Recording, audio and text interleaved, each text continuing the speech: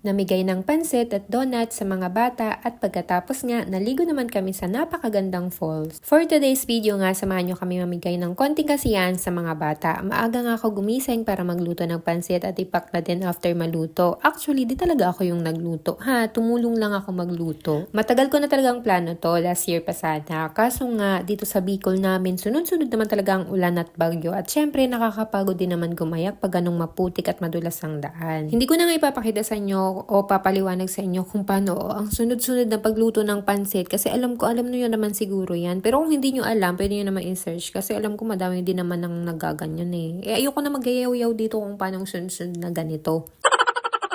Fast forward nga, luto na ang pansit at nagbapak na kami. Baka may mag-comment dyan bakit nasa sahig yung kawali? Yan yun na at malinis naman ang sahig. Tsaka mas madali magpak pag nandyan. San Rafael Freto Diaz nga yung una naming binuntahan dahil malayo nga ito. Kumbaga nasa bundok pa sila. Ganun. Fast forward nga ulit, nakaready na ako at ang mga kasama ko tsaka yung mga dadalhin namin. O yung mga kasama ko hindi ko pinilit yung mga yan sumama sa akin. Kusang sumama yan.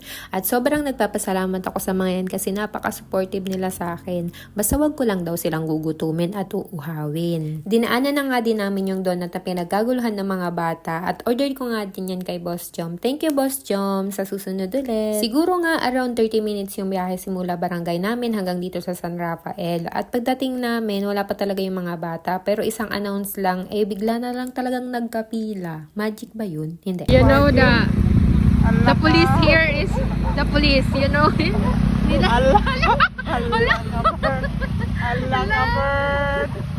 O, kita nyo yun. Walang traffic enforcer dito pero madaming traffic enforcer na aso. Diyos ko, inabol lang naman yung tricycle namin ng aso. Talaga hindi talaga siya tinigilan.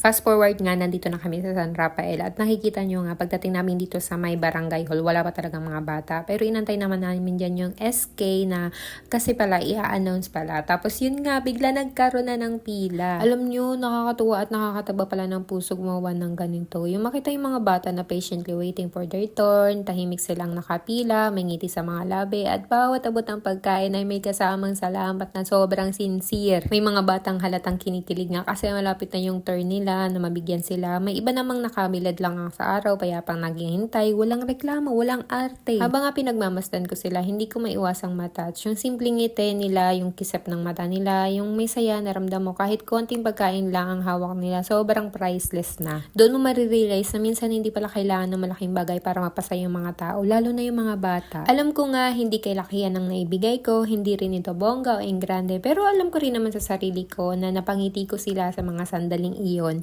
Kahit sa araw na to na lang. May mga batang umuwi sa bahay nila na may mga ngiti sa labi. Ay, pakiti sa labi. At para sa akin, sapat na yun Actually, hindi talaga to 100% perfect kasi nga, hindi sumapat yung dala naming pagkain. Meron sigurong 15 kids na hindi nabigyan. May isang batang umiyak pa nga.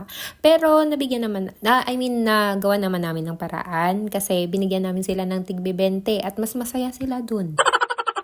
Siguro nga inabot lang kami ng 20 minutes mamigay ng pagkain. Basta parang ang bilis lang ng mga pangyayari. At plano talaga naming dayuhin yung falls nila dito. Syempre para isang lakaran na lang at nagbaon din naman kami ng pagkain ng para sa amin. Sinamahan nga kami ng SK chairman dito at nagpapasalamat talaga ako ng sobra kasi simula pagdating namin hanggang pag-uwi namin, di niya na kami iniwan. Thank you so much talaga SK chairman of San Rafael, Diego de la Cruz. Thank you po. Fast forward nga, andito na kami sa falls. So, di ba, ang bilis ang pangyayari. At grabe, wala akong masabi. Ang ganda, pero ang lamig ng tubig. Dito ako nagligo. Sila lang. Sobrang nakaka-relax dito at wala ka lang gustong gawin kundi ngumuya ng ngumuya. Bakit kaya pag nasa bundok ka at may ganitong tubig, parang palagi kang gutom. Nag-ihaw kami ng talong at pork chop, kumain at nag-inom sila at syempre, hindi mawawala ang matinding chismisan.